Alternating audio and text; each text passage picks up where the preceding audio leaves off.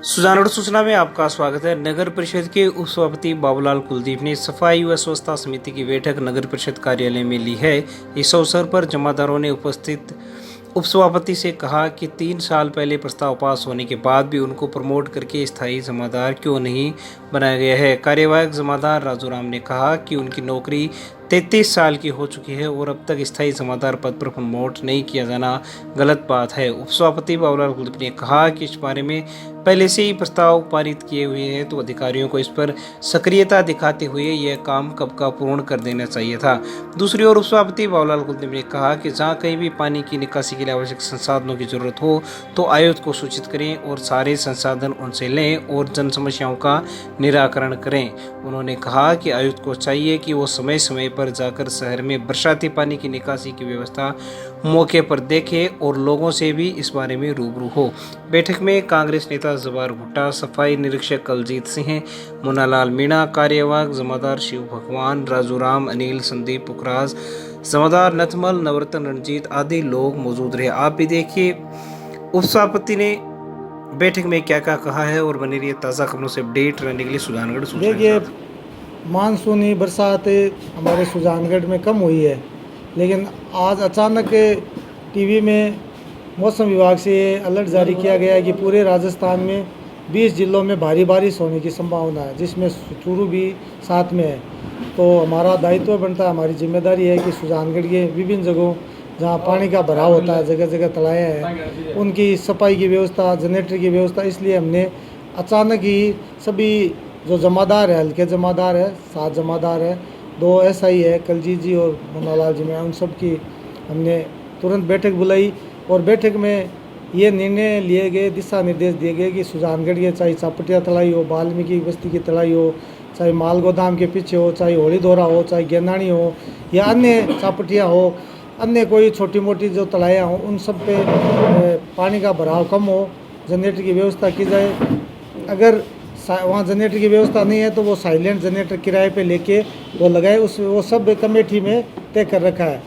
जहाँ तक अफसर की बात है तो आयुक्त साहब की भी जिम्मेदारी बनती है कि वो समय समय पर इन जगह पर जाए और इनका निरीक्षण करे।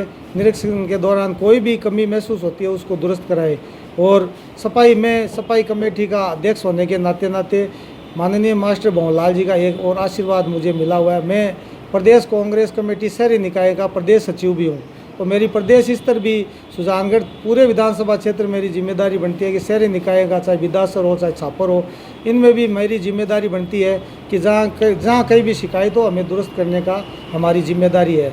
शहरी निकाय प्रकोष्ठ पूरे राजस्थान का बना हुआ, जिसमें नगर पालिका, नगर निगम, नगर परिषद की कोई भी, चाहे अफसर की हो, चाहे कर्मचारी हो, चाहे सफाई की कोई भी शिकायत हो तो हमारी इस कमेटी में हम रखते हैं और उसका निस्तारण करवाते हैं। शहर में आज भारी बरसात हुई, हमने खुद ही परिषद के आयुक्त बसंत कुमार जी सैनी को ये स्पष्ट निर्देशित कर रखा है, कमेटी में निर्णय भी ले रखा है कि आप समय समय पर जहाँ कहीं भी शिकायत पानी का भराव की आती है, जनरेटर की आती है, तो आप दुरुस्त कराएं। अब अगर आयुक्त साहब ऑफिस में बैठे हैं तो उनको फील्ड में जाना चाहिए। आज भारी बरसात की चेतावनी है, कल 2-3 दिन से थोड़ी थोड़ी बरसात हो रही है, आज भी शाम तक तेज़ बरसात होने की आशंका है।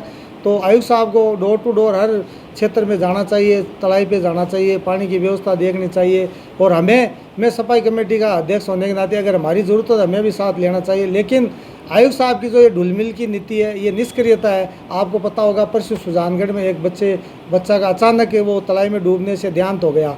तो ये बहुत बड़ी लापरवाही। मैं तो उन पे आरोप लगाऊंगा कि उनको जब फ़ोन किया जा रहा है वो फ़ोन नहीं उठा रहे हैं, फ़ोन बंद आ रहा है, तो उनकी ड्यूटी बनती है कि वो चाहे छुट्टी के दिन हो, लेकिन आपात स्थिति में उनको सुजानगढ़ आना चाहिए था, आकर के उसका निस्तारण करना चाहिए था। उस दिन वो गए नहीं, उनकी जिम्मेदारी बनती है। मैं खुद बाहर गया हुआ था, जब मैं सुजानगढ़ आया तो मुझे शाम को पता लगा।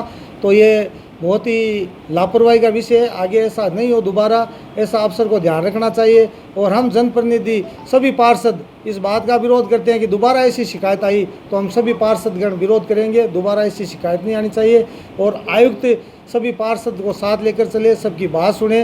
प्रशासक लगने वाला है, प्रशासक लगने के बाद में भी इनकी जिम्मेदारी होती है कि हर वार्ड पार्षद की सुने, उनका काम करे, उनके क्षेत्र में जाए, सभी क्षेत्र विकास की बात हो, चाहे सफाई की बात हो, चाहे लाइट की बात हो, सबकी बात सुन करके उनको निस्तारण करना चाहिए। जमादारों को स्थायी करने की मांग उठी है क्या? देखिए, हमारा जब 2015 में बोर्ड बना, नगर परिषद सभी पार्षदों के माध्यम से बनी, तो 1 साल बाद 4 साल पहले हमने बोर्ड में प्रस्ताव लिया था कि 3 जमादारों को स्थायीकरण किया जाए और 2 जो ट्रैक्टर पर अस्थायी ड्राइवर उनका स्थायी किया जाए। लेकिन बार बार निवेदन करने के बाद में भी अभी तक उनका काम नहीं हुआ है। ये अफसरों की ढिलाई का ये काम आयुक्त का है।